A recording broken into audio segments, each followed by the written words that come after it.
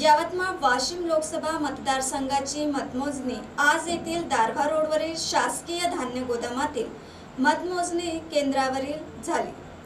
एकूण 30 फेरीमध्ये झालेल्या या मतमोजणीत शिवसेना उद्धव बाळासाहेब ठाकरे पक्षाचे संजय उत्तमराव देशमुख विजयी झाले। निवडणूक निर्णय अधिकारी डॉक्टर पंकज आशिया यांच्या हस्ते त्यांना विजयी झाल्याचे प्रमाणपत्र देण्यात आले। मतमोजणी केंद्रावर पोलिसांचा कडक सुरक्षा व्यवस्थेत सकाळी 8 वाजता मतमोजणी सुरुवात झाली। सुरुवातीस टपाली मतपत्रिकेचा मतमोजणी करण्यात आली। एकूण 30 फेऱ्यांमध्ये मतदारसंघाची मतमोजणी झाली। त्यात सर्वाधिक मते शिवसेना उद्धव बाळासाहेब ठाकरे पक्षाचे उमेदवार संजय उत्तमराव देशमुख यांना 5,94,000 मते मिळाली।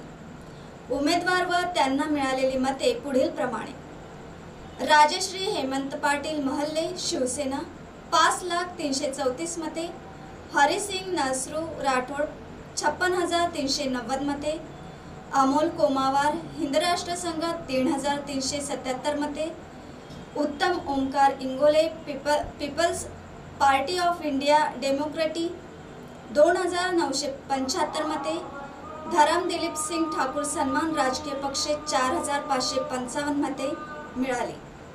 अपक्ष उमेदवारांना पुढील प्रमाणे मते मिळाली। त्यात डॉक्टर अर्जुन कुमरे सीताराम राठोड अपक्ष 1,863 मते, प्राचार्य किसन रामराव अंभुरे 1,720 मते, गोकुल प्रेमदास चव्हाण 1,094 मते, दीक्षांत नामदेवराव सवाईकर 1,103 मते, नूर अली मोहम्मद अली शाह 1,958 मते आणि मनोज महादेवराव गेडाम 2,794 मते, रामदास बाजीराव घोडाम 6,781 मते, विनोद पंजाबराव नंदगवळी 6,298 मते, संगीता दिनेश चव्हाण 7,180 मते, संदीप संपत शिंदे 5,514 मतांनी मिळाले। एकूण 9,391 मतदारांनी नोटाला मतदान केले तर टपाली मतपत्रिकेतील एकूण 71 मते अवैध ठरली।